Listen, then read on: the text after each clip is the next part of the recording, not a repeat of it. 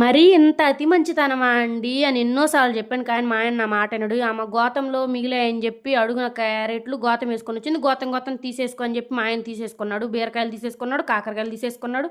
అయ్యో అయ్యే మిగిలాయి, నేను ఇంటికి వెళ్తాను అనేసరికి బీట్రూట్ తీసుకున్నాడు, మెత్తగా ఉన్నా సరే తీసేసుకున్నాడు. కీరా దోసకాయలు కిలో అన్నారు, 2 కిలోలు ఉంటాయి. అయ్యో ఈ బుట్ట మిగిలిన తీసేసుకుంటే తీసేసుకున్నాడు. బెండకాయలు 2 బుట్టలు ఉన్నాయి తీసేసుకోయ్యా అంటే తీసేసుకున్నాడు.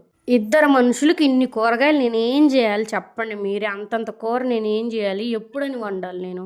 చుక్క కూర ఒక సెల్ఫ్ నిండా తీసుకున్నాడు. ఇయ్యే మిగిలిన 30 ఇచ్చి తీసుకో, 40 ఇచ్చి తీసుకోనిందేమో తీసేసుకోమన్నాడు, తీసేసుకున్నాను.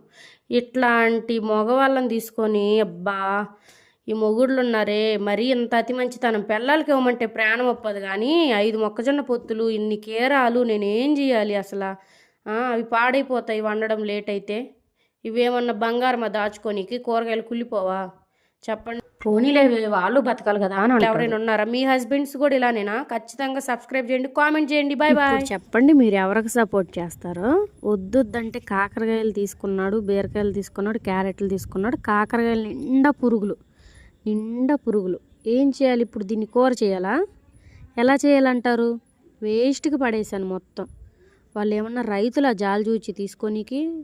రైతుల దగ్గర మోసం చేసి తక్కువ రేటుకి తీసుకొచ్చుకొని ఇక్కడ ఎక్కువ రేటు అమ్మే వాళ్ళే కదా.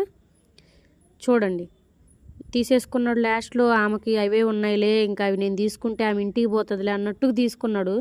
ఎప్పుడైనా అతి మంచితనం పనికిరాదు.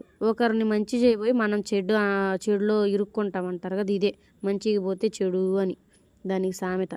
మీరేమన్నా టిప్పు చెప్పండి. ఇంకా చేసేదేముంది? కూరగాయలు వేస్ట్ అవ్వకుండా ఏం చేయాలో టిప్పు చెప్పండి. ఫ్రిడ్జ్ నిండా కూరగాయలు ఉంది, ఇద్దరు మనుషులు. ఏం చేయాలో మీరైనా చెప్పండి. మీ ఇంట్లో ఇలాంటి వాళ్ళు ఉంటే ఖచ్చితంగా కామెంట్ చేయండి. అసలు మీరు ఎవరిది కరెక్ట్ అంటారు? మా ఆయన అన్ని కూరగాయలు తీసుకోవడం కరెక్టా? వాళ్ళకి అవి మిగిలిపోయాయని, లేదంటే నేను తీసుకోవద్దన్నాను నా మాట కరెక్టా? మీరే చెప్పండి. అవసరానికి మించి తీసుకోవాలి అని నేను అంటాను. వాళ్ళు ఊరికి ఇస్తే మాత్రం మనకెందుకు? ఊరికి ఇవ్వరులే, అయినా ఎందుకు అంటాను నేను.